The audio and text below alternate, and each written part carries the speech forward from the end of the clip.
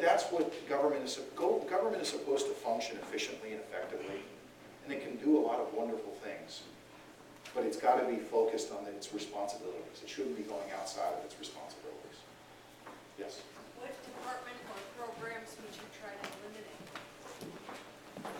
Well, what I would do again is I would have a top to bottom review done of every department. And then I would make an assessment. I say that because I believe in prioritizing. I suspect that every department could be at least cut 1% and probably somewhere between 1 and 10%.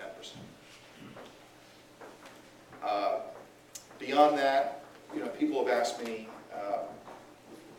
earmarks are a problem. I got to tell you, earmarks are a very small fraction of the problem. If you cut spending, you cut earmarks. Now, we talk about research that's done, or bridges to nowhere, things of that nature. That's a small part of the problem. And we get sidetracked on it. What we need to do is look at our overall spending and reduce that. If you reduce spending in this country, as a matter of fact, did everyone get a handout? There's a graph that shows how much spending. Oh, okay, it's page 10. Federal spending is growing faster than federal revenue since 1965. This is what frustrates me, because when I set a budget together for the city of Manchester, I look at our revenues, and then I match our spending to those revenues. Congress is doing it the other way around. They're saying, here's how much money we need, and then let me figure out how many ways I can tax you to generate that revenue. Since 1965, federal tax revenues and spending have soared. Revenues have increased by more than $1.5 trillion. Revenues, $1.5 trillion. In that same period of time, our spending has increased by more than double, $3.3 trillion. We are not focusing first on how much money we're taking in, and then looking at that as the cap, as to how we spend our dollars.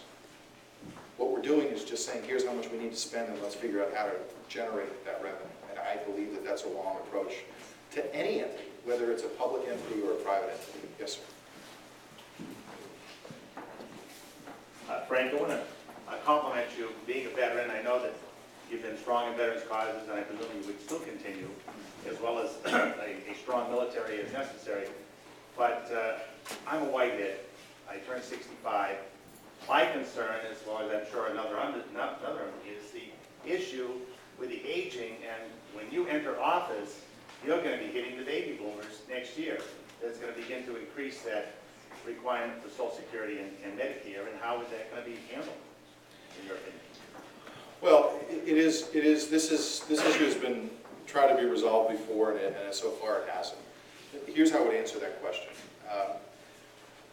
As a nation, we have to prioritize.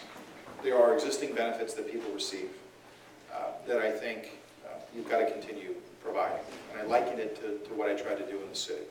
That if you were promised a benefit, I don't think it's right to now take it away. However, you've got to do something moving forward. That's what cities have to do, that's what states have to do, and pension reform is a tremendously challenging issue.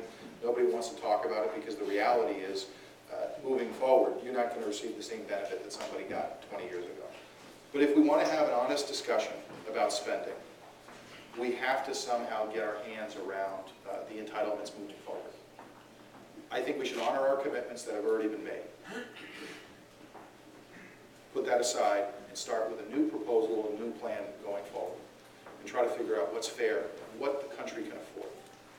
But if we don't do that, we're not going to get the debt and the deficit under control. So there are going to be some tough choices that future Congress has to make.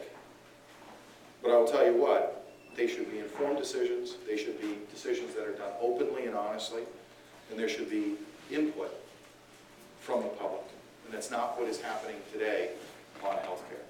And I would submit and commit that any future approach to trying to rein in the costs of those entitlements would have to be done openly, publicly, and have a spirited debate. And it would be. But to be honest, listen, I'm one of those individuals that's paying into a system that I don't think is going to exist by the time I retire.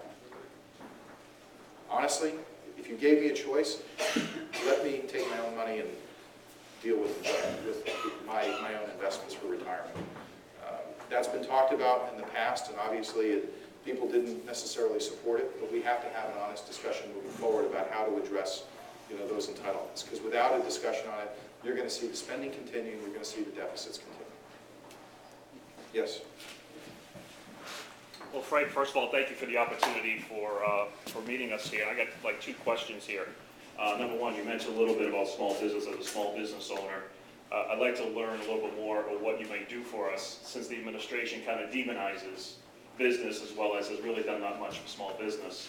And second, I'd like to get your views on one of the most nastiest, one of the most criminal organizations, Acorn. What's your view on them?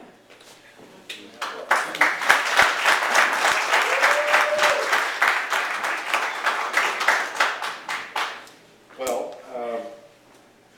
first of all, I'll be honest about Acorn. I don't think they should be federally funded. I think what happened, what was exposed, I should say, because we don't know everything that's happened. Sure. But what was exposed was not just frustrating, but it was deplorable, and it was morally objectionable. To think that somebody would go into an organization and say, I'm going to create a prostitution ring, and can you help me? And an agency actually says yes, I think is reprehensible and criminal. To be honest, we're a country that feels there's an American dream if we want to go and get it. I don't know about the people here, but there were no handouts to me and to my folks and to their folks. People worked hard to build their American dream.